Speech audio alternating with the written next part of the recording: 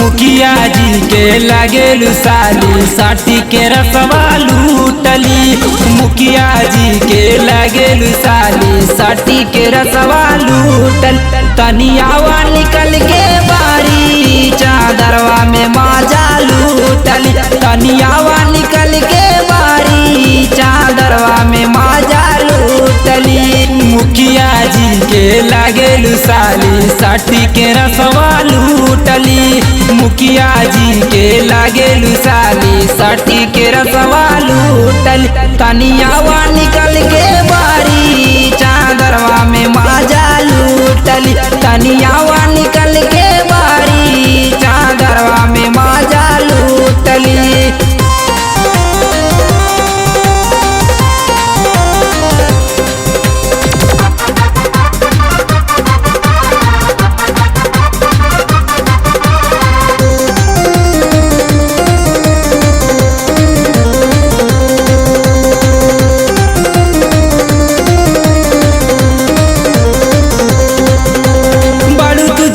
मुखिया जी के हो साली जो बना के देखी तोहर आवा तटे पानी।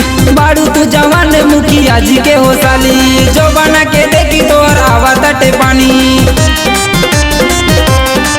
लगे बोटी तो चिकन समान तोरा देखी हमर खोला ईमान। लगे बोटी तो चिकन समान देखी तोहरा हमर खोला ईमान। आशा तारू ऐसे जैसे मान करे हम झूठली।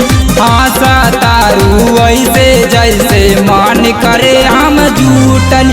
तनियावा निकल के बारी चादरवा में माजा लूटली। तनियावा निकल के बारी चादरवा में माजा लूटली।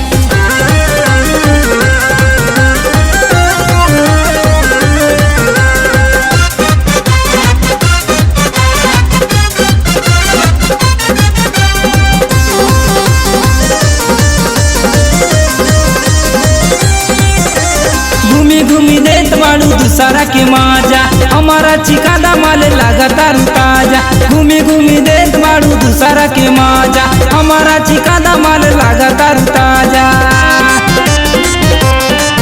मन करे होठ चूस लियो जीवन मरे तो के खुश दियो। मन करे होठ चूस लियो जीवन मरे तो के खुश दियो।